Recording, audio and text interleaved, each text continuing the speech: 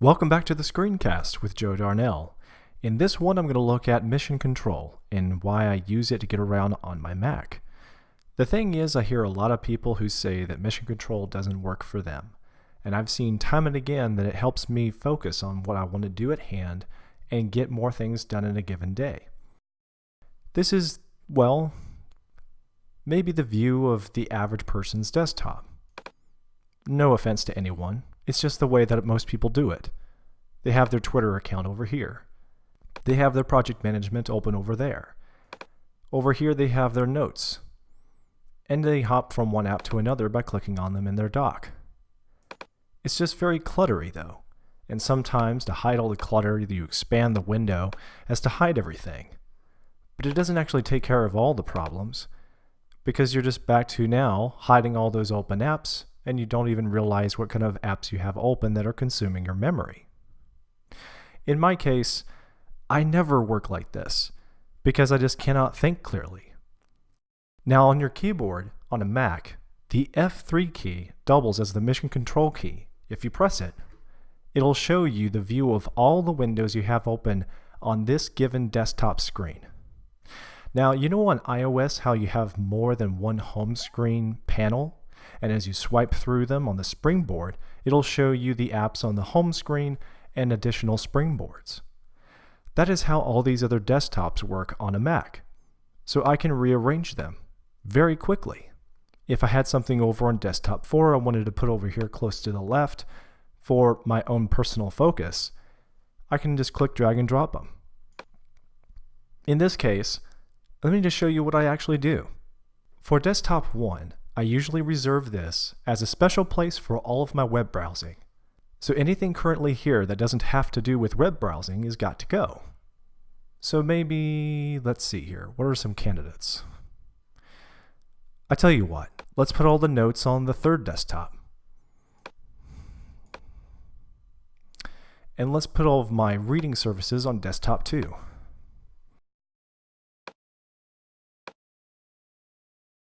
My time tracking on desktop 4. It's kind of important. My Finder on the far right, just so I know quickly and easily where to expect it all the time. My mail can stay here alongside of Safari. The Messages app and Twitter have some things in common, so I'll put them together on desktop 5. Now I have one extra desktop just in case there's something else I open that categorically doesn't fit in with all the others. So here we have desktop 1 with just my Safari window and my mail window. And even then, sometimes I find this to be too cluttery, and it's really easy to hide something so you can focus on something else. But because mail and my web browsing have a symbiotic relationship, I like to keep them side by side. And when I need to hide one, I hit Command H and the app is gone, so I can focus on the other one. Here over on the Notes desktop, I may not even want to have Evernote and SimpleNote open at the same time, because they serve completely different purposes.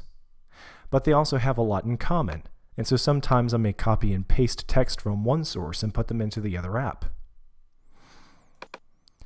Messages is a rather small window, and I don't need it all the time, but when I have it, I like to keep it small, and Twitter large, and they share the screen real estate very well.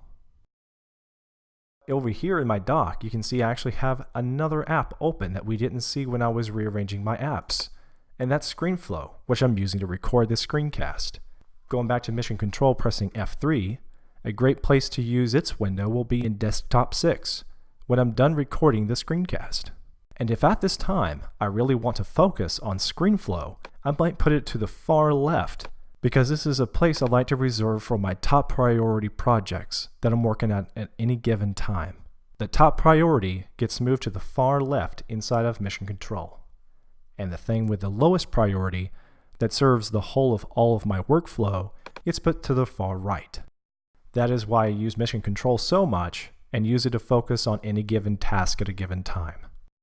Thanks for watching the Screencast with Joe Darnell. If you want to watch more, visit joedarnell.com, where you will find more how-tos there. You can follow my blog and more of my social life on Twitter. My handle is @_Joe Darnell. Thanks for watching.